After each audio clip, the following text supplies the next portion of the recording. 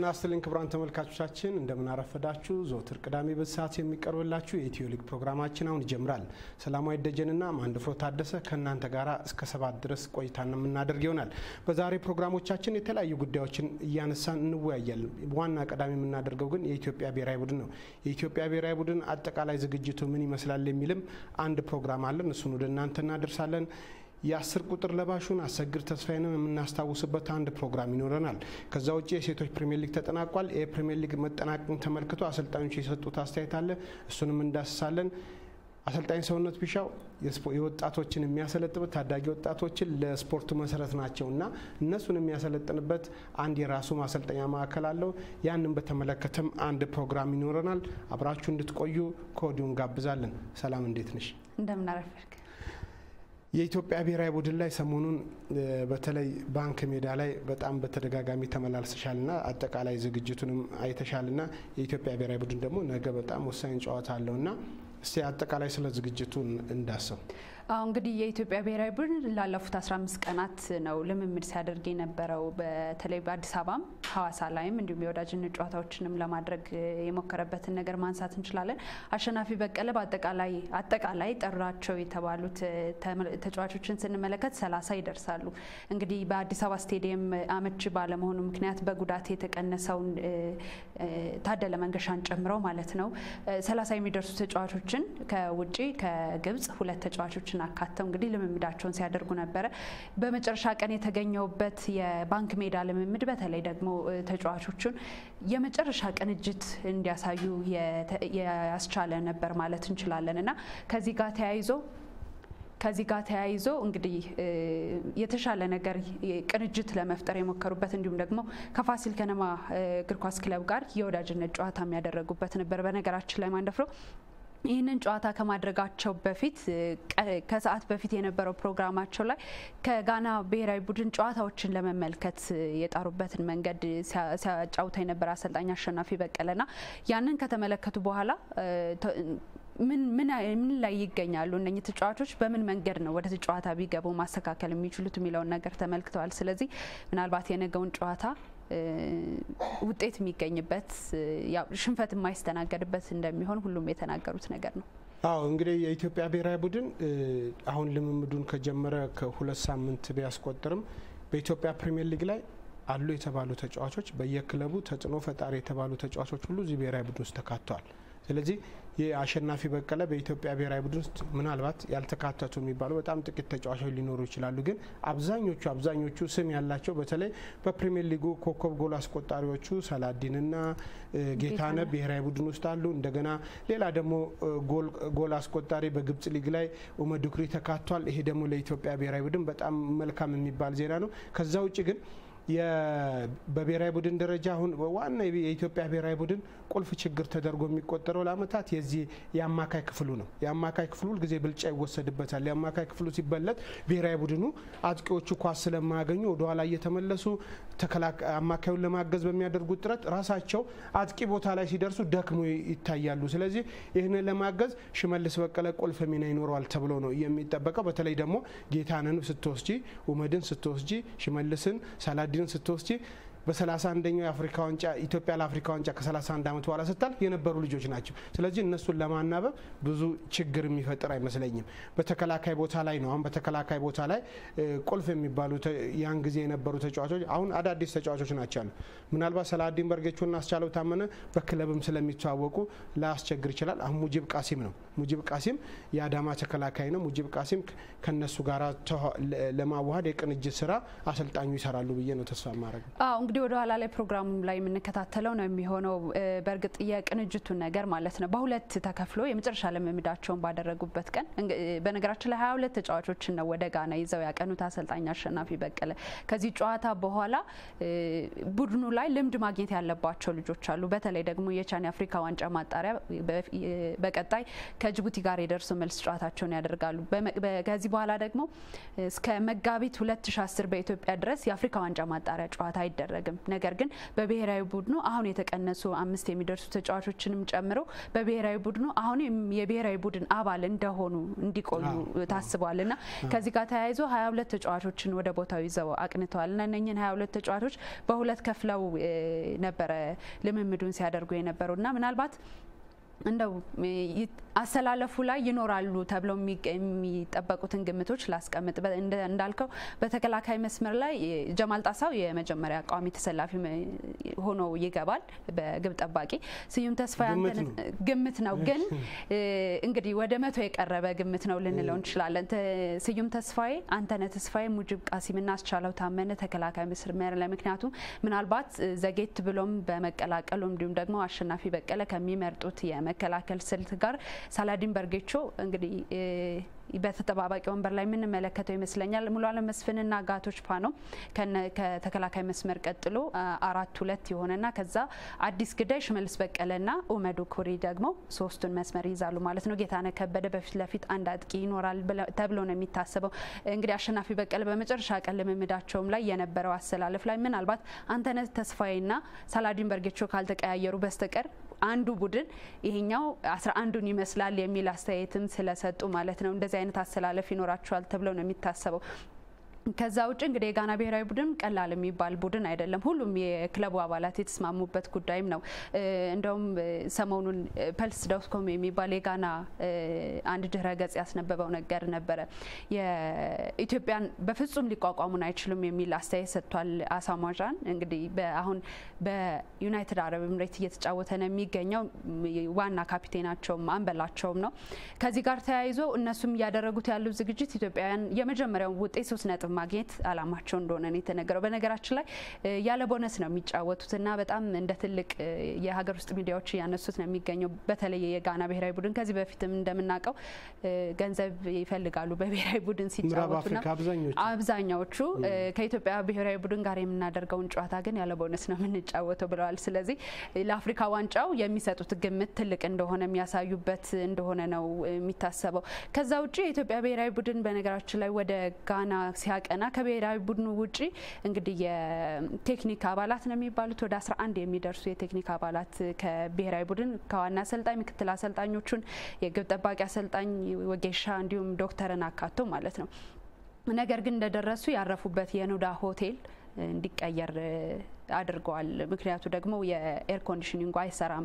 የጋና የሀገር ውስጥ ሚዲያዎች ናቸው ይህንንም የዘገቡትና ምናልባት እንግዲህ ወደ 5 የሚደርሱ የጽህፈት ቤት አባላት ከቡድን መሪ አበበ ገላጋይን ጨምሮ ስራ አስፈጻሚው ዘሪሁን ቆቀቦ፣ አባይና ሀደራ ቴክኒክ ኮሚቴ፣ ሰለሞን ገብረስላሴ የውድድር ማናጀር፣ ወንድም ኩናላዩ ጽህፈት ቤት ኃላፊ ሆነው ወደ ጋና አቅንተዋል ማንዴና ምናልባት ቀደም ብለው ተጉዘው ቢሆን ብሔራዊ ቡድኑ ሁሌም ባረፈበት ቦታ እንዲህ አይነት ነገር ከሚፈጠር ይልቅ የተሻለ ነገር መስራት ይችሉ ነበር ብዬ አስባለሁ። ያው የኢትዮጵያ እግር ኳስ ፌዴሬሽን ከዚህ በፊት ያደርግ የነበረው ምንድን ነበር? ሁልጊዜ በተለይ ለአፍሪካ ዋንጫ ከማለፉ በፊት ይደረግ የነበረ ሁልጊዜ የሚሄድበት ሀገር ላይ ቀድሞ 2 ሰዎች ይላካሉ። እነዛ 2 ሰዎች ሄደው የሎጂስቲክስ ስራዎችን ይሰራሉ። ስለዚህ ሆቴሎች ያመቻቻሉ፣ ከኤርፖርት ወደ ሆቴል ጉዞን ያመቻቻሉ፣ ምግቡን ሁሉ ነገር ትሬኒንግ መስሪያ ይሄን አመቻችተው ብሔራዊ ቡድኑ ሲመጣ ምንም ጥያቄ የሚነሳ ነገር ተመችቶናል አልተመቸንም የሚል ጥያቄ ነው።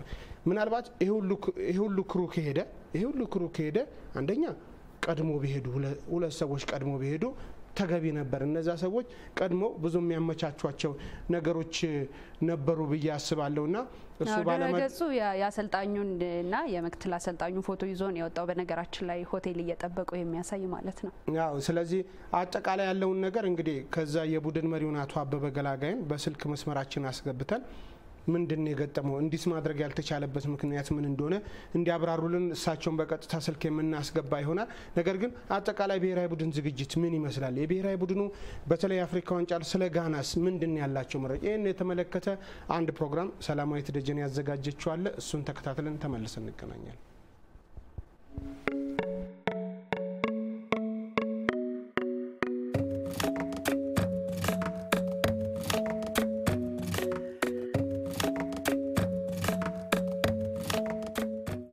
የኢትዮጵያ ብሔራዊ ቡድን ዋሊያዎቹ ለ2019 የካሜሩን የአፍሪካ ዋንጫ የመጀመሪያ የማጣሪያ ጨዋታቸውን ከጋና ብሔራዊ ቡድን ጋር ያደርጋሉ። ለዚህ ውድድር እንዲረዳም ላለፉት 15 ቀናት በአዲስ አበባና በሐዋሳ ልምምድ ሲያደርጉ ቆይተዋል። አብዛኞቹ አዳዲስ እንደመሆናቸው መጠን ያው አሪፍ ነገር አይጨባቸዋል ማለትም በግልም ሆነም በቡድንም ያው የመስራት አቅማቸው ከፍተኛ ነው። ጥሩ ፍላጎትና ጥሩ መነሳሳት አለ። ጥሩ አዳዲስ ልጆችም አሉ። ስለዚህ ያው ጠንክረን እየሰራን ነው። የተሻለ ነገር እንደምናመጣም ያው ተስፋ አደርጋለሁ። በአጭር ጊዜ እንደመዘጋጀታችን መጠን ቲሙ ከተጠበቀው በላይ አሪፍ ቅንጅት ሰርተናል ብዬ አስባለሁ። ከጊዜ ወደ ጊዜ መሻሻሎች አሉ። አሰልጣኞች ቡድን የሚፈልገውን ያጨዋወት ስልት ለማስረጽ እየሞከረን ነው። ስለዚህ መልካም ነገር አለ። በጋራ ማጥቃትና መከላከል በተለይ ስንከላከል ብዙን ጊዜ በጋራ አንከላከልም። የመጫወቻ ቦታዎችን እንፈጥራለን። ተጋጣሚያችን ደግሞ እንደምታውቁ ፈጣኖች ናቸው። የመጫወቻ ቦታ ካላሳጣናቸው ዋጋ እንከፍላለን። ስለዚህ ያንን በማደራጀት በኩል የተሻለ ነገር አለን።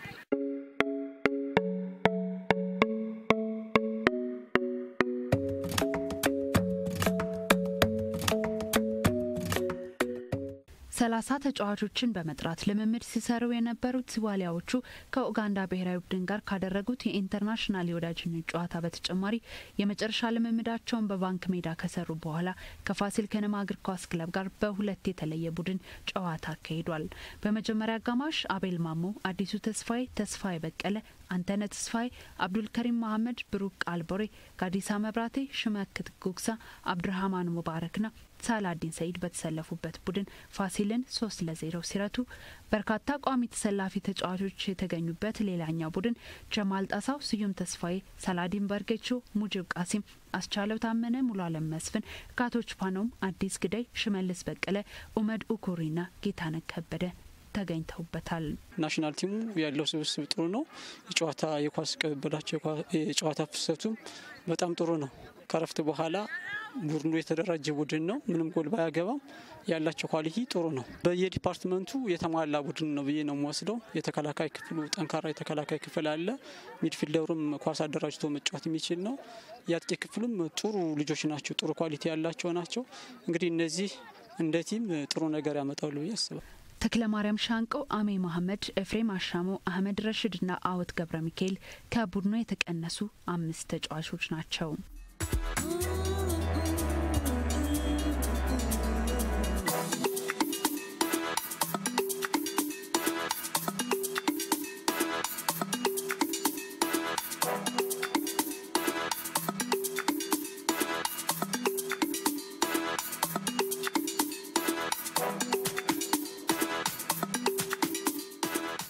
የጋና ብሔራዊ ቡድን ዋና አሰልጣኝ ኩዌሲ አፒያ በአክራ 30 ተጫዋቾችን በመጥራት ልምምድ ሲያደርጉ ሰንብተዋል።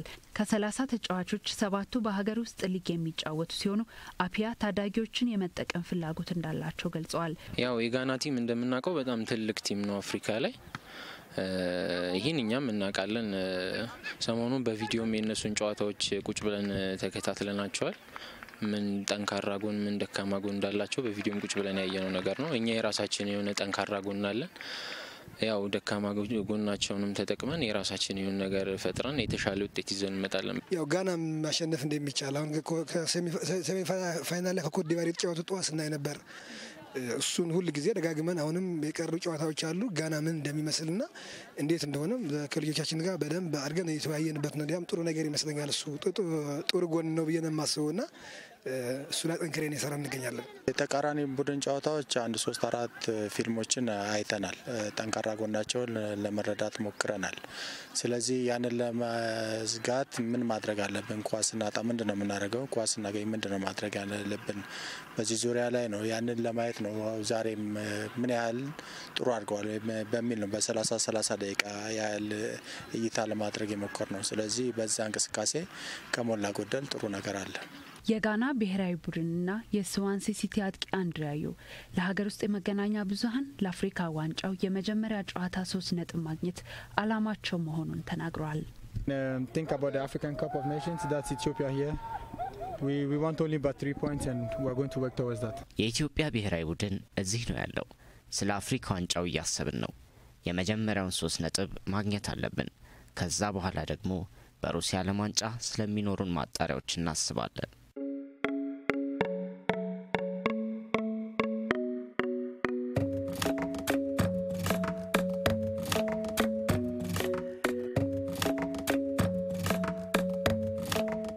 ያላቸው ዲሲፕሊን ያላቸው ተነሳሽነትና ቲም ስፒሪት በጣም ጥሩ ነውና ትልቁ ነገር እንዲያም ከዲሲፕሊን ጀምሮ የትም በቃ በጣም ጥሩ መነሳሳት አላቸውና እኔም ከነሱ እጅግ በጣም ጥሩ ነገር ነው ያየሁትና ይሄን ደግሞ ካለ ደግሞ ሁሉ ጊዜ ደግሞ በዲሲፕሊንና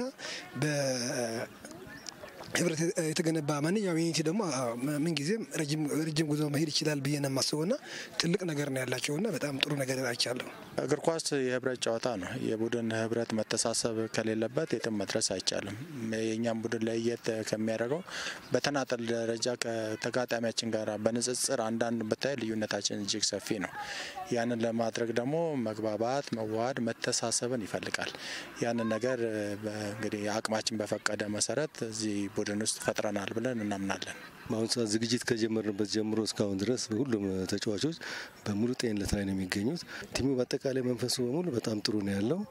ሁሉም እርስ በርስ የሚከባበርና እርስ በርስ ፍቅር ያለበት ቲም ነው። እግዚአብሔር ከተጨመረበት በድል እንደምንወጣ ተስፋ አደርጋለሁ።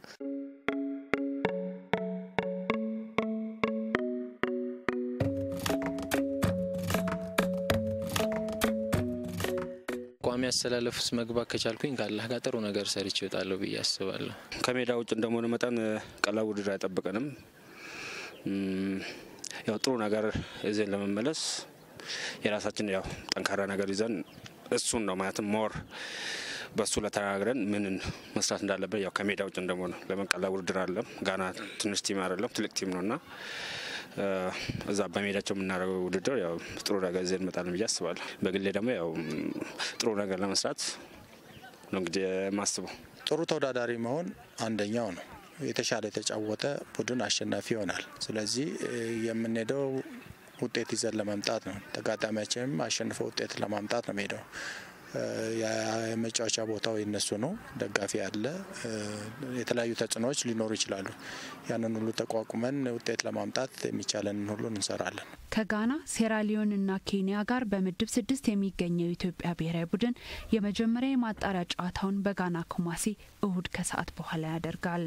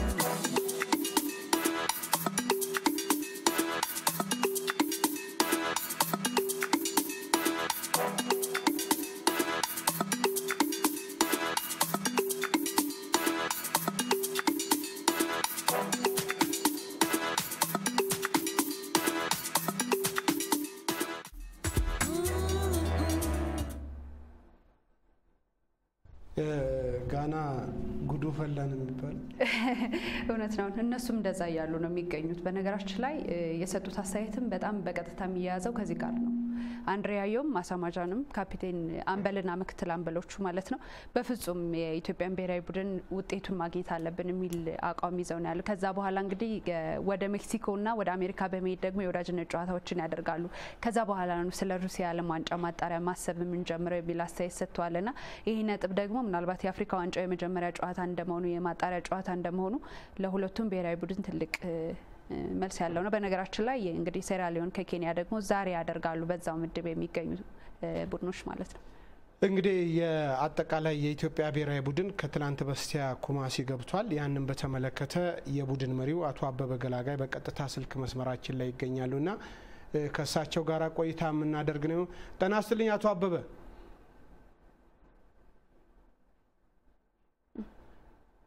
አቶ አበበ እንግዲህ የኢትዮጵያ ብሔራዊ ቡድን ኩማሲ ደርሷልና እስቲ አጠቃላይ እዛ ኩማሲ ስትደርሱ የነበረው አቀባበል ዝግጅት እስቲ ምን ይመስላል? ከሱ ብንጀምር።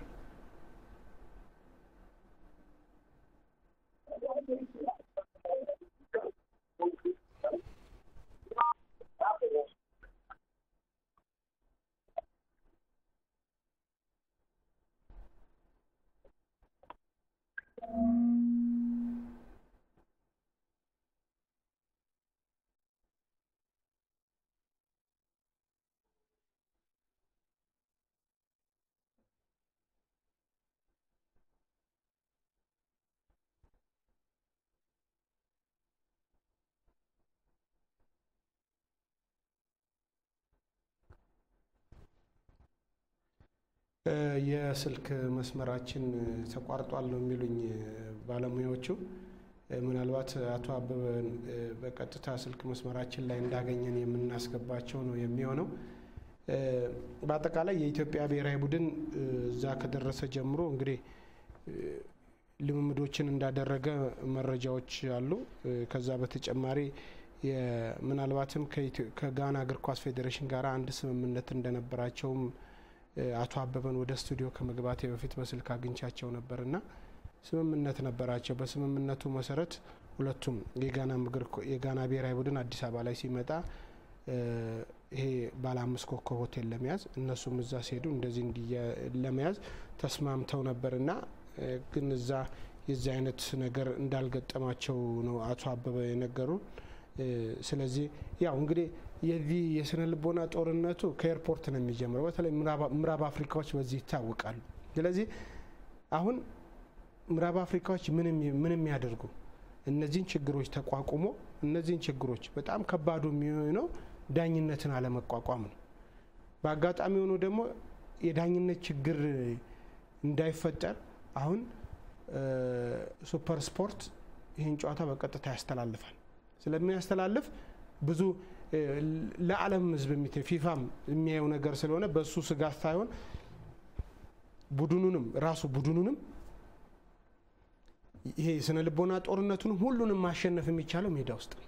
ስለዚህ የአንድ ቡድንም ጥንካሬ እነዚህን ሁሉ ተቋቁሞ ማሸነፍ ሲችል ነውና ቡድኑ የማሸነፍ ስሜቱን እንዳይጎዳ እነዚህ በጣም ኤመንቶች ናቸው፣ ከሜዳ ውጭ ያሉ ነገሮች ናቸው። ስለዚህ ከሜዳ ውጭ ያሉ በጣም ደግሞ እዚህም ግባ የማይባሉ ነገሮች ስላሉ በብሔራዊ ቡድኑ ላይ ተጽዕኖ እንዳይፈጥር መጠንቀቅ ያስፈልጋል። አዎ ከዚህ በላይ እንግዲህ የብሔራዊ ቡድኑ ስብስቦቹን ስታስብ በራሱ የተለያዩ መገናኛ ብዙሃን ሲዘግቡት እንግዲህ ከ30 ተጫዋቾች አፒያ ከጠሯቸው ማለት ነው በጋና ብሔራዊ ቡድን ውስጥ 7ቱ ብቻ ናቸው በሀገር ውስጥ ሊግ የሚጫወቱት። እንግዲህ አሜሪካ፣ ዴንማርክ፣ ኳታር፣ በእንግሊዝ፣ በስዊዘርላንድ፣ ሆላንድ በሚጫወቱበት ክለብ ውስጥ ደግሞ የተሻለ ቋሚ ተመራጭ የሆኑ ተጫዋቾች የተሰባሰቡበት ቡድን ነው። ወደ ኢትዮጵያ ብሔራዊ ቡድን ስትመጣ በርካቶቹ ማለት ከሁለት ተጫዋቾች ውጪ ሁሉም በሀገር ውስጥ ሊግ የሚጫወቱ ናቸው። ከሀገር ውጭ ያለ የጨዋታ ኤክስፔሪያንስ ያላቸው እንግዲህ በብሔራዊ ቡድን ተጫዋች የነበሩት የሚያካትት ነው የሚሆነው። አዳዲስ በብሔራዊ ቡድን እንደ አዲስ ልምድ ሊያገኙ የሚችሉ ተጫዋቾች ይገኙበታልና ይሄ ብሔራዊ ቡድን የነጥብ ጨዋታ ካደረገ እንግዲህ በርካታ ወራት ተቆጥረዋል። ከዚህ በኋላ ነው ወደ ውጤት የሚመጣውና ይሄኛውን ውጤት ለማምጣት እንግዲህ የቡድኑ ቅንጅት እንዳለ ሆኖ ተጋጣሚን ማወቅ የመጀመሪያውም የመጨረሻውም ነገር ነው የሚሆነው።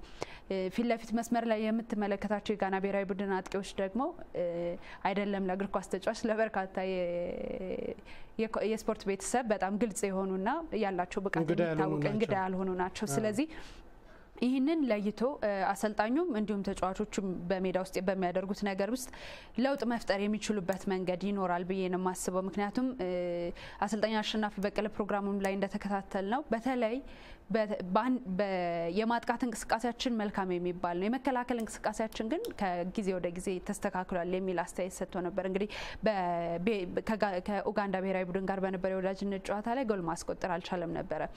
እንዲሁም ደግሞ በወዳጅነት ጨዋታዎቹም ሁለት ሁለተኛ ቡድን ተብሎ የሚታሰበው ቡድን ነው ከፋሲል ከነማን 3-0 ማሸነፍ የቻለው ሁለተኛው ቡድን እዚህኛውም ላይ ጎል ማስቆጠር አልቻለም። እኔ እንደውም የጎል ማስቆጠር ችግሮች የምንመለከት ይመስለኛል። ከዛ ውጪ የተከላካይ መስመሩ ግን ቅንጅቱ በጣም መልካም የሚባል በሊጉም እርስ በርስ የሚተዋወቁ ናቸው። ማን ምን ይችላል የሚለው ነገርና ያ እንደ መልካም አጋጣሚ ሆኖ ምናልባት እንግዲህ የዚህ ጨዋታ ላይ ውጤት የምናገኝበት ሙሉ 3 ነጥብ ወይም ደግሞ ነጥብ የምንጋራበት እድል ይኖራል ብዬ ተስፋ አደርጋለሁ።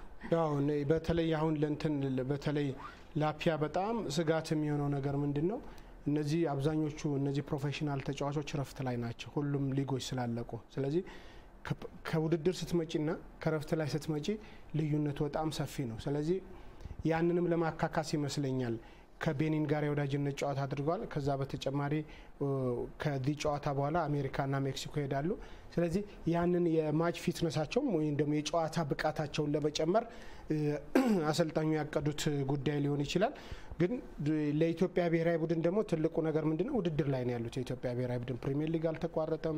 የአፍሪካ ቻምፒዮንስ ሊግ የቅዱስ ጊዮርጊስ ተጫዋቾች እየተጫወቱ ነው። በጥሎ ማለፍ ውድድሮች አሉና ይሄ አለመጫወቱ ምናልባትም ተጫዋቾቹ የጨዋታ ብቃታቸው ይዘው ነው ወደ ውድድር የሚገቡትና ስለዚህ ያንን መልካም አጋጣሚ መጠቀም ያስፈልጋል። ግን ዞሮ ዞሮ ጨዋታው ቀላል ጨዋታ አይደለም። እነሱ በሜዳችን 3 ነጥብ ሲሉ የኢትዮጵያ ብሔራዊ ቡድን በእነሱ ሜዳ 3 ነጥብ ማግኘት አለበት። እግር ኳስ ነው። እግር ኳስ ላይ ማንኛውም ነገር ይፈጠራል። ስለዚህ ያንን ታሳቢ ተደርጎ ከተከደ ውጤት የማይቀለበስበት ምንም ምክንያት የለም የሚል እምነት ነው ያለኝ። አዎ ያለፉት ውጤቶች ያነሱም እነሱ ያለፉት 3 ጨዋታዎችን አነሱና አንድ ጨዋታ ላይ በወዳጅነት ጨዋታ በ1996 በፈረንጆቹ ኢትዮጵያ 2-0 አሸነፈችበትን ብቻ ነው ማንሳት የቻሉትና ከዚህ ጋር ሲያዩት ሌሎች ቀሪ 2 ጨዋታዎች 2-0 እና 1-0 የጋና ብሔራዊ ቡድን ማሸነፍ ችሏል። በታሪክም የምስራቅ አፍሪካ ቡድኖችና የጋና ብሔራዊ ቡድን ካለው የወቅታዊ አቋም እንዲሁም ደግሞ ከምስራቅ አፍሪካ ሀገራት ጋር ያደረገውን ውጤት በማንሳት ይህ ውጤት ሙሉ ለሙሉ ለጋና ብሔራዊ ቡድን የተሰጠ አይነት ነገር አድርገው ነው እየገለጹት የሚገኙትና ምናልባት ይሄኛው በስነ ልቦና ቀለል አድርጎ መመልከታቸው በራሱ ደግሞ አንድ ሌላ መልካም አጋጣሚ ሊሆን ይችላል። ምክንያቱም የኢትዮጵያ ብሔራዊ ቡድን አሁን ያለው ዝግጅት ከጊዜ ወደ ጊዜ በተለይ ወደ አፍሪካ ዋንጫ ፉክክሮች ከተመለስም በኋላ አሁን የስነ ልቦና ጫና ይኖርባቸዋል ብዬ አላምንም። እንግዲህ የፊዚዮቴራፒውም እንዲሁም ደግሞ አሰልጣኞቹ ምክትል አሰልጣኙም ባንድ የተስማሙበት ነገር ቡድኑ በስነ ልቦና በጣም ጠንካራ እንደሆነና ይህንን ቡድን ማሸነፍ እንደሚችሉ እርግጠኛው ነው እየተናገሩ እንዳለ ነው የሚገልጹት። አዎ እንግዲህ ከአቶ አበበን ለማግኘት አሁንም ጥረት እየተደረገ ነው ያለው። ስለዚህ ጥረት ተደርጎ ከተሳካልን እሳቸውን በቀጥታ ስልክ መስመራችን ይዘን የምንገባ ነው የሚሆነው። ወደ ቀጣዩ ጉዳያችን እንለፍ። ባይ ዘ ዌይ ለኢትዮጵያ ብሔራዊ ቡድን መልካም ውጤት ተመኝተናል። ነገ ጨዋታውን ከተቻለ እንግዲህ እኛም በኢቢሲም ከጨዋታውን በተቻለ አቅም ለማስተላለፍ ጥረት እያደረገ ነው። ከተሳካለት የሚሳካ ከሆነ ጨዋታውን ለተመልካቾቻችን የምናደርስ ይሆናል። ወደ ፕሮግራማችን ሌላ ፕሮግራማችን ስንሄድ አሰግድን ነው የምናገኘው። አሰግድ ባሳለፍነው ሳምንት በአጋጣሚ በደረሰበት አደጋ ህይወቱን አጥቷል። አሰግድ በጣም እግር ኳስን በእውቀት ከሚጫወቱ ተጫዋቾች አንዱ ነበር። ይሄ ለስፖርቱ በጣም የሚያስጨንቅ ቀን ነበረ። በተለይ ያሰገድ ህልፈት ህይወት ከተሰማ በኋላ አዎ በጣም አስደንጋጭ ነበረ። ድንገተኛ መሆኑ ደግሞ የበለጠ አስደንጋጭ ያድርገው ነበር። እንግዲህ በልምምድ ቦታ ከቆየ በኋላ ነው በአጋጣሚ ህይወቱ ማለፉን የሰማ ነው። በርካታ የስፖርት ቤተሰቡ፣ ጓደኞቹ፣ አድናቂዎቹ በተገኙበት የቀብር ስነ ስርዓቱ ተፈጽሟል። እንግዲህ ለወዳጅ ዘመዶቹ፣ ቤተሰቦቹ፣ አድናቂዎቹ መጽናናትን እንመኛለን። ወደ ትውስታው ማለፍ እንችላለን። አዎ አሰግድ እንግዲህ ያው እዚህ ሀገር ውስጥ በጣም ብዙ 10 ቁጥር የሚለብሱ ተጫዋቾች አሉ። ይሄ 10 ቁጥር ማሊያ ብዙ ጊዜ ከፔሌ ከማራዶና ጋር ተያይዞ ይነሳል። 10 ቁጥር በቃ የአጥቂ ማሊያ ነው። ይሄ 10 ቁጥር ለእንትና አይገባውም ነበር፣ ይሄ 10 ቁጥር ለከሌ ይገባዋል የሚሉ ብዙ አስተያየቶች ይሰጣሉ። እዚህ ሀገር 10 ቁጥርን ከለበሱ ተጫዋቾች 10 ቁጥር በትክክል በቃ ለራሱ በልኩ ተሰፍቷል ከሚባልላቸው ተጫዋቾች አንዱ አሰግድ ተስፋዬ ነበር። በጣም ጥሩ ተጫዋች ነበር። ክህሎት ያለው ተጫዋች ነበር። ተፈጥሮ ራሱ አዳልታ የሰጠችው በጣም ኳስን ሲይዝ አንዳንድ ጊዜ ይሄ በጣም መሰረታዊ የሚባሉ ስኪሎችን ሲተገብር ሲታይ በጣም የሚያስገርም ነበር።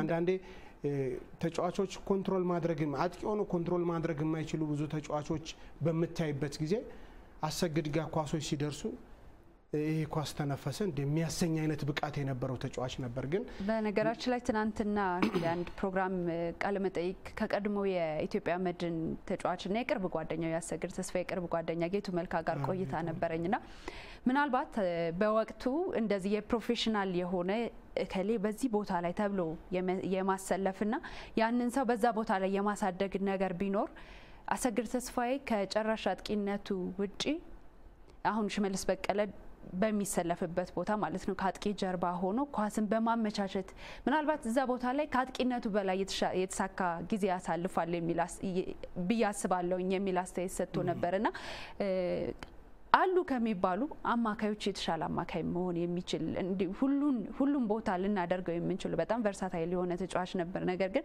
በወቅቱ የተሰለፈበትና ስኬታማ የሆነበትን ቦታ አጥቂ መሆኑ ነው እንጂ እንደዛ አይነት እንዲሁም ደግሞ በእግር ኳስ ህይወቱ ውጪ ደግሞ በጣም በስብዕናው መልካም የሚባል ሰዎችን የሚደግፍ በጣም ቀልድና ጨዋታ በአካባቢው የማይርቅ መልካም ስብዕና የነበረው ጥሩ አጥቂ እንደነበረ ነበር ሲገልጹልኝ ነበር። እንግዲህ አሰግድ ሞት በጣም ሁሉም ሰው ተጎድቷል። ለሁሉም መጥናናት ነው የምንመኘው።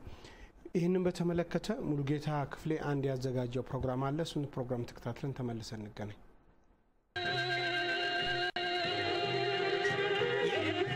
ሞት ለሁሉም ሰው የማይቀር ቢሆንም ያለ ጊዜውና ድንገተኛ ሲሆን ግን አዘኑ እጅጉን ይበረታል። ኢትዮጵያ ካፈራቻቸው ስመጥር አጥቂዎች መካከል አንደኛው የሆነው አሰግድ ተስፋዬ በሳለተ ምህረት ቤተክርስቲያን ከፍተኛ የመንግስት ባለስልጣናት፣ ወዳጅ ዘመዶቹ፣ ጓደኞቹና አድናቂዎቹ በተገኙበት ሥርዓተ ቀብሩ ተፈጽሟል።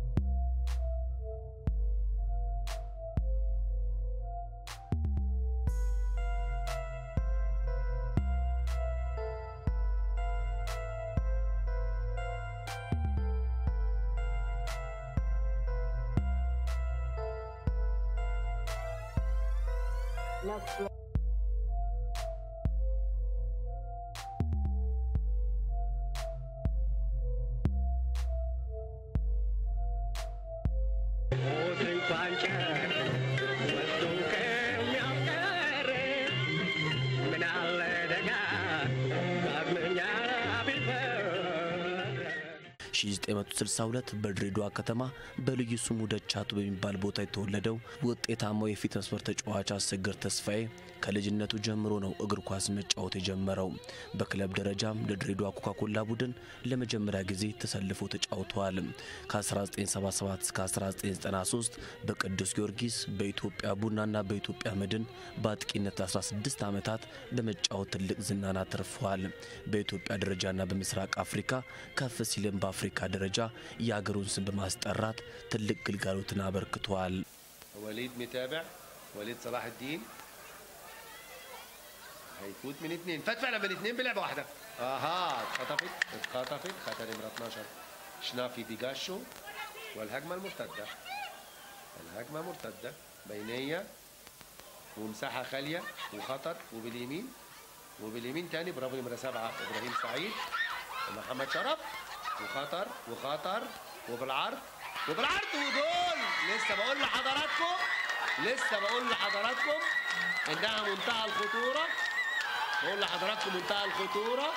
نمره 10 تسفاي اسجير اللي بقول لحضراتكم لسه منتهى الخطوره لان الجول ده ممكن يكلف كتير قوي قوي قوي. الواحد هنا يكلف كتير. واحد هنا وواحد هناك. اهو حضراتكم فيها باكورد دبل كيك من تسفاي اسجير في الدقيقه 9 ከመወዳቸውና በጣም ጥሩ ባህሪ ስነ ምግባር ካላቸው ተጫዋቾች አሰግድ ነው። ሰዎች ሲደውሉልኝ እኔ በእውነቱ ላምንም አልቻልኩም።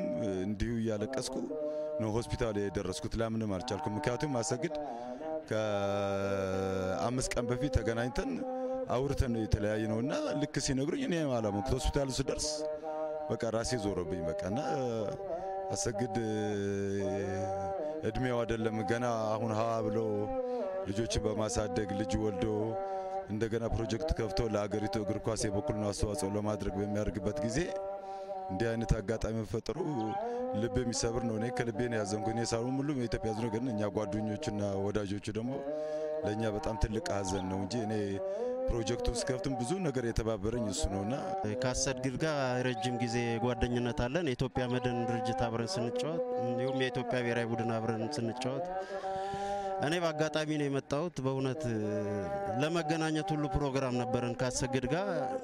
በጣም ነው ማዝነው በእውነት ትልቅ ወንድምና ከኳሱ ሌላ ሰው መካሪ እኔ ከመድን ቢሳድግ አገኘሁት ልጅና ትልቅ ትምህርት የሚሰጥ ትልቅ ሰውም ነው ብዬ ነው በእውነት በጣም ነው ያዘንኩት የሱ መሞት መስማት።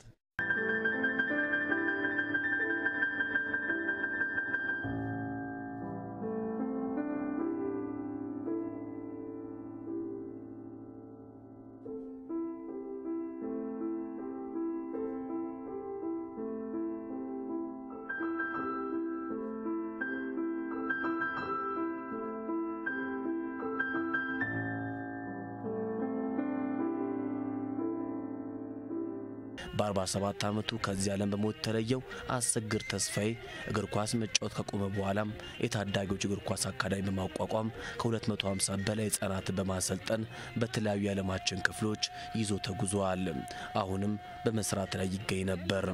አሰግድ ተስፋዬ ባለትዳርና የአንድ ሴት ልጅ አባትም ነበር።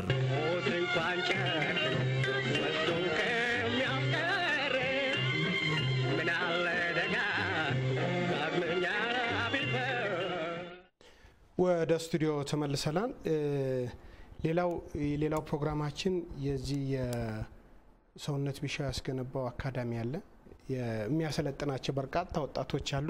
ያ ባለፈው ሳምንት በውቁ የፈረንሳይና የቼልሲ ተጫዋች ክላውድ ማኬሌሌ ጉብኝት ተደርጎበታል። ያን የተመለከተ አንድ ፕሮግራም አለ። ከዛ ፊት አንድ አሰል አው እንግዲህ አሰልጣኝ ሰውነት ቢሻው በርካታ ታዳጊዎችን በተለይ እንግዲህ ከኢትዮጵያ ብሔራዊ ቡድን ከተለያዩ በኋላ የት ላይ እናገኛቸዋለን እያልን ነበር። ኢንስትራክተር ሰውነት ቢሻው እንግዲህ ታዳጊዎች ላይ እየሰሩ ነው። ወደፊት ደግሞ እርሻ ላይ ናቸው። ስለዚህ ወደፊት ደግሞ በጣም መሰረታዊ የታዳጊዎች ችግርን ለመቅረፍ በሚደረገው ሂደት ውስጥ ትልቅ አስተዋጽኦ ይኖራል ብዬ አስባለሁ። ያንን በተመለከተ እድሪስ አህመድ አንድ ፕሮግራም አዘጋጅቷል። እሱን ተከታትለን ተመልሰን እንገናኝ።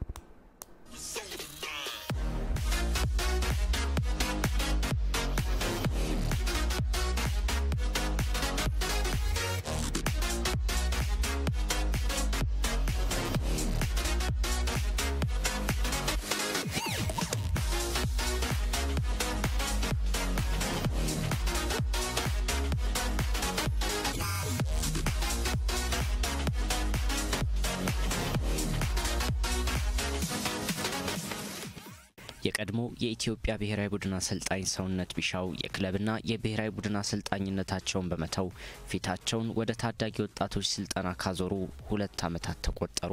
በተለያዩ የእድሜ ክልሎች የሚገኙ ህጻናትን በማሰባሰብ የእግር ኳስ ስልጠና ሲሰጡ የቆዩት አሰልጣኙ ወደዚህ ስራ ለመግባት መነሻ የሆናቸውን ይናገራሉ።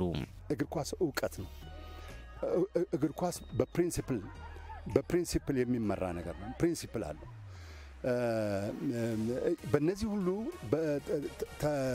ስልጠና ውስጥ ገብተ ከህፃንነት ጀምሮ አእምሮ ታንጾ በዚህ በእግር ኳስ ኮምፖነንቶች የሚባሉ አሉ። በእነዚያ እያንዳንዷን ኮምፖነንት እያንዳንዱ ህፃን ከ8 ዓመት ጀምሮ ምን መስራት እንዳለበት የተቀመጠ ነገር ስለሆነ በዛች ኮምፖነንቶች ውስጥ መማር ያለበትን ነገር እያስተማርን ነው። ካሳደግ ነው እንደሌላው ዓለም ብቃት ያለው ዲሲፕሊን የሆነ ፕሮፌሽናል የሆነ ህፃን ይፈጥራል። ያ ካልሆነ ግን በአገር ደረጃ በክለብ ደረጃ እግር ኳስ ሊጫወት የሚችል ወጣት ሊኖር አይችልም የሚል ሐሳብ ስለነበረኝ በዛ ሐሳብ ተገፋፍቼ ነው ይህንን አካዳሚ ማሰልጠኛ ያቋቋምኩ። መሰረታዊ የእግር ኳስ ክህሎቶች ስልጠና ከታችኛው የእድሜ ክልል ጀምሮ በፕሮጀክቱ ይሰጣል። ስንጀምር 8 9 10 ዓመት አንድ ግሩፕ አድርገን 11 12 13 ሌላ ግሩፕ አድርገን 14 15 እና 16 እና 17 አድርገን የጀመርነው። አሁን በዚህ ላይ 11 ዓመት የነበሩት ልጆች አሁን 13 ዓመት ሆኗቸው እዚህ እየሰሩ ታያቸዋለህ። 15 ጀምሮ ያሉት እስከ 17 ዓመት ያሉት ልጆች አሁን 2 ዓመት ከሰሩ በኋላ ወደ ክለብ ሄደዋል። ወደ ክለብ ሄደው ክለብ ትንሽ ሳንቲም እያገኙ ያገለግሉ ከትምህርታቸው ጎን ለጎን። ከዛ በተረፈ ግን እነዚህ ህፃናቶች ልጆች መሰረታዊ የሆነ ክህሎት እንዲያዳብሩ ከፍተኛ ስራ እየሰራን ነው። ችሎታቸውንም አሁን በተግባር ያየው ነገር ነው የሚሆነው። ብቁ እግር ኳስ ተጫዋች ለማፍራት ረጅም ጊዜ ይጠይቃል። ሆኖም የ2 ዓመቱ ቆይታ በርካታ ተስፋ ሰጪ እንቅስቃሴዎች ተደርገውበታል። ቀላል የማይባል ውጤትም ተገኝቷል ይላሉ አሰልጣኝ ሰውነት ቢሻው። በጣም ረቂቅ የሆኑ ኳስ ህፃናት ተፈጥረዋል። በጣም ሲመጡ ምንም ነገር የማይችሉ ልጆች አሁን የተለየ ችሎታ አዳብረው ትልቅ ቦታ ይደርሳሉ ብለን የምንተማመናቸው ልጆች ተፈጥረዋል። በአንድ ጊዜ ብሔራዊ ቡድን ሊደርሱ አይችሉም በ2 ዓመት ውስጥ እድሜያቸው ማይፈቅድላቸው።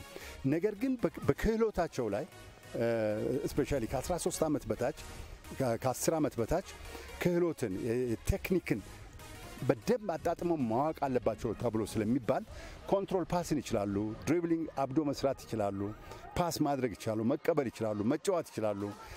እና ይሄንን በደንብ ማስተር ካደረጉ መሰረታዊ ታክቲክ ወደሚባለው ደግሞ እድሜያቸውን 13 ዓመት በታች ሲገቡ መሰረታዊ ታክቲክ፣ መሰረታዊ የሆነ የአካል ብቃት ስራዎችን በተለይም ፍጥነትን በተመለከተ 13 ዓመት ከዛ በኋላ የጠቅላላ የሰውነት ግንባታ ኢንዱራንስ የመሳሰሉ ነገሮች ደግሞ እድሜያቸውን እያደገ በሄደ ቁጥር እዛ ውስጥ ገብተን እንሄዳለን። አእምሯቸውን የሳይኮሎጂ ትምህርት ከ8 ዓመት ጀምሮ ይሰጣል። ልጆች እርስ በርስ ተገናኝተው እንዲጫወቱ፣ ተከባብረው እንዲጫወቱ፣ በህብረት እንዲጫወቱ የምታስተምራቸው ከ8 ዓመት ጀምሮ ባለው እድሜያቸው ላይ ነው። ፉትቦል need give more for the children like this. እግር ኳስ ልክ እንደዚህ በታዳጊዎች ላይ የሚሰራ ስራን ይፈልጋል። በጣም ጥሩ ክህሎት ያላቸውና እግር ኳስን የሚወዱ ህጻናትን ተመልክቻለሁ። የህጻናቱ ችሎታ አስደናቂ ነው። እንደ አሰልጣኝ ሰውነት አገላለጽ የፕሮጀክቱ ውጥን እግር ኳስ ብቻ አይደለም፣ ከዛም የተሻገረ ቢሆን እንጂ ታዳጊዎች የአልባሌ ሙያዎችንና የደባል ሱሶችን ጥሪ ወደ ጎን ብለው ጊዜያቸውን በመልካም ስፍራ እንዲያሳልፉ ረድቷቸዋል። ወላጆችም የልጆቻቸውን ነገ ለማሳመር እግር ኳስን እንደ አንድ አማራጭ ወስደውታል።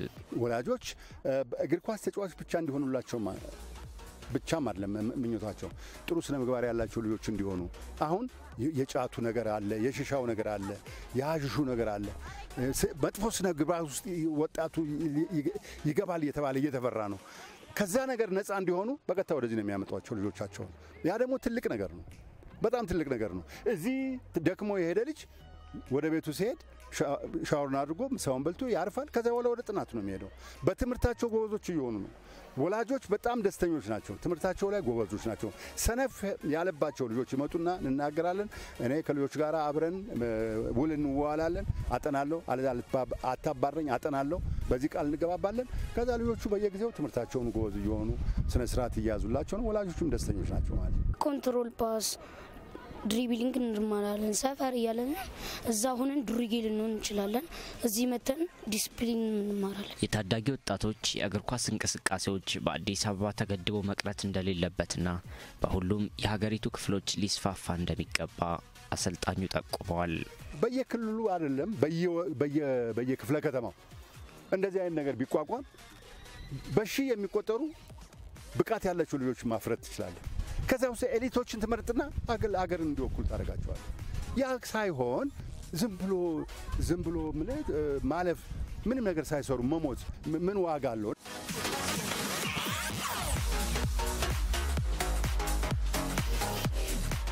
ከምንም በላይ ሙያም ስለሆነ ተፈላጊም ስለሆነ በዓለም ደረጃ የላቀ ችሎታ ካለ ደግሞ በዓለም ደረጃ ሄደ በከፍተኛ ዶላሮች ልትቀጠር ስለምችል አገርንም ልጠቅም ስለምችል ወላጆች ልጆቻችሁን ካልባሌ ቦታ እንዲርቁ በየአካባቢያችሁ እግር ኳስ እንዲዘወትሩ ማድረግ ይጠበቅባቸዋል። የየትኛውም ሀገር የእግር ኳስ መጻኢ ጊዜ የሚወሰነው በታዳጊ ፕሮጀክቶች ነው። እንደዚህ ያሉ ህጻናት አንድን ሀገር ታላቅ ማድረግ የሚችሉ ናቸው። በስፖርት ብቻ ሳይሆን በማንኛውም የህይወት መስክ ህጻናት ላይ ትኩረት ተሰጥቶ ከተሰራ ውጤታማ መሆን ይቻላል። ስለሆነም ፊፋም ሆነ የሀገሪቱ እግር ኳስ ፌዴሬሽን የህጻናቱ ህልም እውን እንዲሆን አስፈላጊውን ሁሉ ድጋፍ ማድረግ ይገባቸዋል።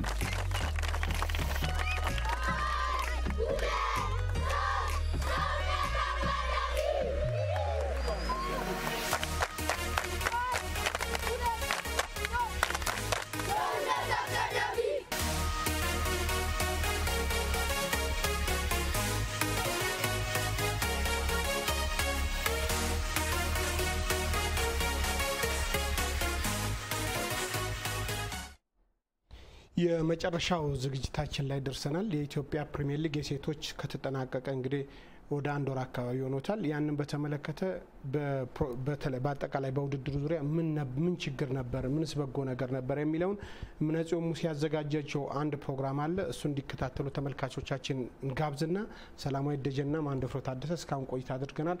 ስለተከታተላችሁን እጅግ አድርገን እናመሰግናለን። መልካም ቆይታ ከፕሮግራሞቻችን ጋር ጤና ይስጥልኝ።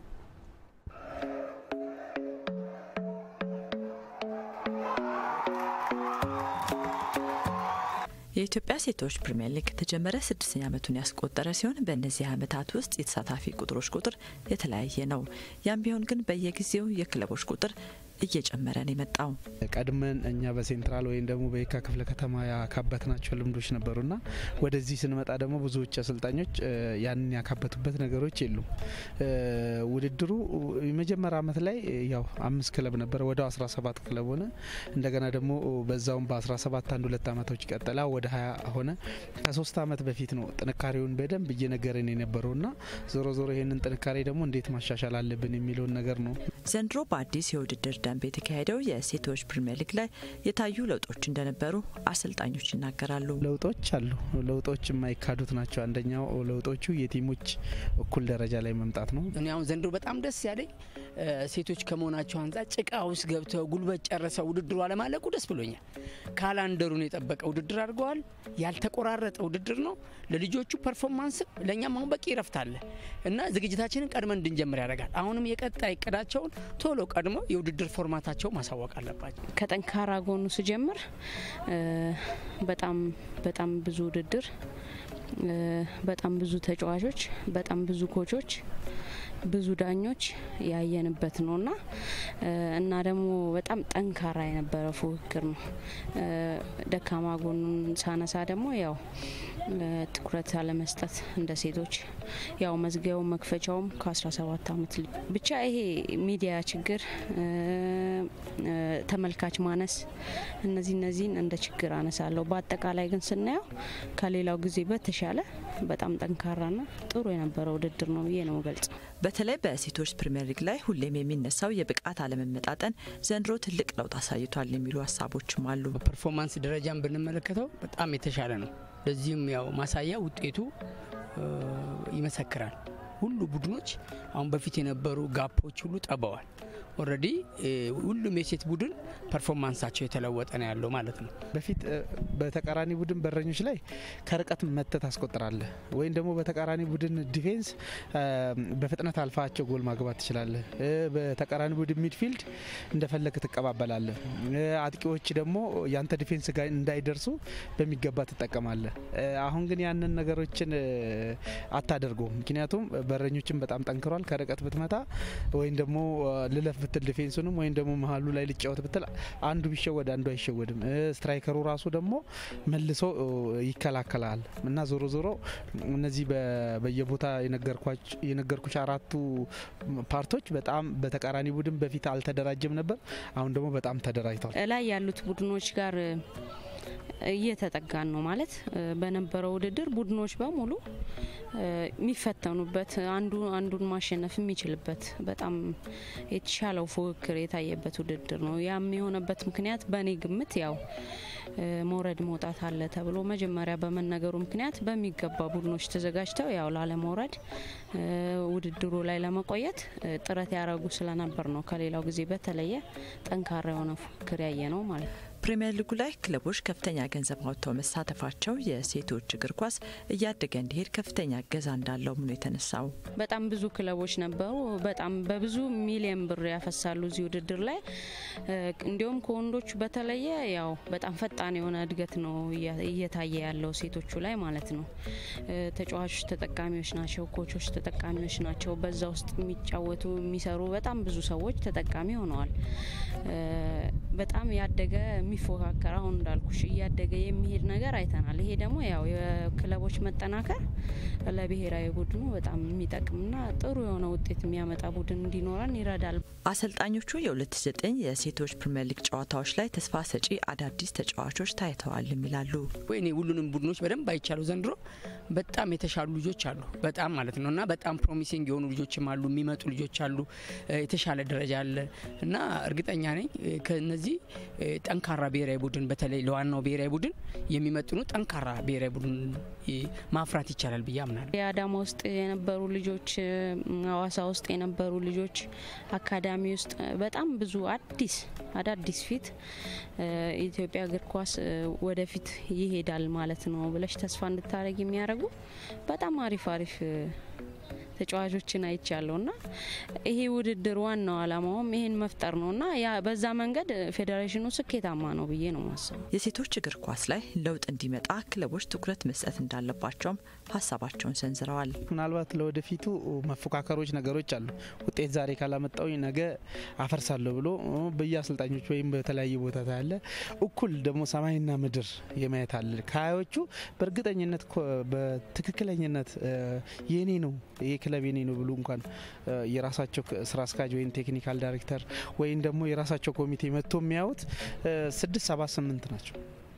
ሌሎቹ ግን በቃ ሄዶ ይሳተፉ እንደገና ደግሞ ሪፖርት ይቅረብልን ብሎ ዛሬ ተጫወቱ እንኳን ክለብ እኔ አንዱ ቦታ ላይ ከአንዱ ስራ አስኪያጅ ተገናኘውና እንዴ ክለባችሁ ጥሩ ነበር እኮ በጣም ጥሩ ነበር እንዴ ነበራችሁ እንዴ ከዛ ስቄ ብላለፍኩት ነው ያ ማለት ነው። ትኩረት አለመስጠቶች ነገሮች አሉ። ትንሽ ገና ነው ብዬ ማስበው ምንድነው አሁንም በደንብ እንደ ወንዶቹ የመታየት ነገር አሁንም ይቀራል በእርግጠኛ። ምናልባት ሴት ቡድንን አሁን ብዙ ጊዜ ሲገለጽ የምንሰማው ዋናው ቡድን ከሌለ ሴት ቡድኑ ኖረ አልኖረ ምናምን የሚባል ነገር አለ። ግን ይሄም ፕሪሚየር ሊግ ነው ያም ፕሪሚየር ሊግ ነው። መንግስትም ደግሞ ለሴቶቹም ለወንዶቹም እኩል ነው። ሁለቱም በዋና ቡድን ነው መታየት ያለባቸው።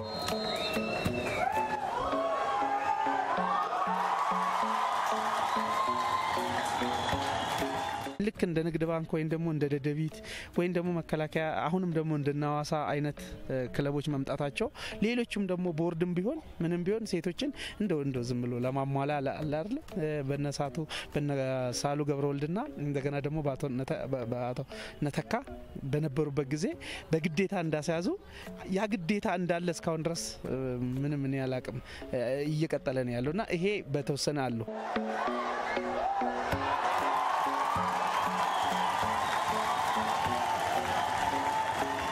ክለቦች በሚችሉት መጠን አሁን ለምሳሌ የኛ ቡድን ጊዮርጊስ በቻለው መጠን ማለት ነው ጠንካራ ቡድን በየአመቱ ለመስራት ወይም ደግሞ ተተኪ የሆኑ ተጫዋቾችን በየአመቱ ወደ ዋናው ቲም ወደ ብሔራዊ ቡድን ለማምጣት ይሞክራል።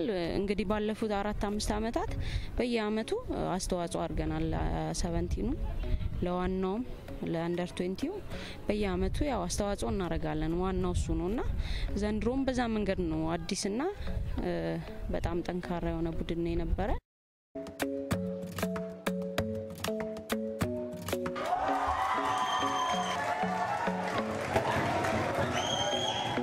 ክለቦች ይባሉ ግን በግል ጥረታቸው በግል ፍላጎታቸው ወይም ደግሞ በአሰልጣኙ ጥንካሬ ወይም ደግሞ በአንዳንድ ጉብዝና ክፍለ ከተማዎች መጥተዋል። ክፍለ ከተማዎች ይሄ አሁን ያለው የያዛቸው ክፍለ ከተማዎች አቃቂም ወይ ልደታም ወይም ቦሌም ይሄ ስራ አስፈጻሚ ከተቀየረ ሌሎቹ ደግሞ በዛውም ላስኬዱት ይችላሉ።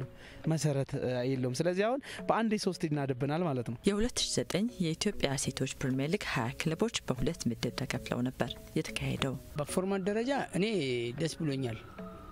ደስ ያለኝ ከምን አንፃር ነው የምትመለከቺ? ለምሳሌ እንደው አሁን በባለሙያዎች ብንሄድ ባለሙያ ዛሬም ተነስቶ የፕሪሚየር ሊግ አሰልጣኝ መሆን አለበት አይደለም። ለምን ሁሉ ነገር ደረጃ በደረጃ ሲሆን መከባበሩ ይኖራል። ግልጽ ነው አይደለ? ያ ሲሆን አሁን ይሄ በፕሪሚየር ሊግም ደረጃ ሁላችንም በስቴፕ መሆኑ እኔም አቅሜን አይቼ ከኔ የተሻሉትን አፕሪሼት እያደረኩ ሄዳለሁ። እነዛም ደግሞ እያንዳንዱ ደረጃችን እንድናውቅ ያደርገናል። እሱ ራሱ በጣም ጥሩ ነው። 20ውም ክለብ አንድ ላይ ቢሆኑ ቢያንስ እንግዲህ ወደ 38 ጨዋታ ሊሆን ነው። ያም ደግሞ የእንግሊዝ ፕሪሚየር ሊግ ሊሆን ነው። ያንን ፌዴሬሽኑ ይችላል አናቅም። የውድድሩ በዛ መልክ መሄዱ ተሻሽሎብኛል በፊት ከነበረው ነገር ላይ። ይሄ መሻሻሉ በፊት በአራቱ ላይ የተከፈለበት ዘመኖች ላ ነበር። በዚህኛው ጋር ግን ምንድነው የኔ ጥያቄዎች አሁንም የውድድሩን የማሳደግ ውድድሩ እድገት እንዲኖረው አሁን በቃ የሆነ ሀሳብ መጀመሪያ መስከረም አካባቢ ተግባባና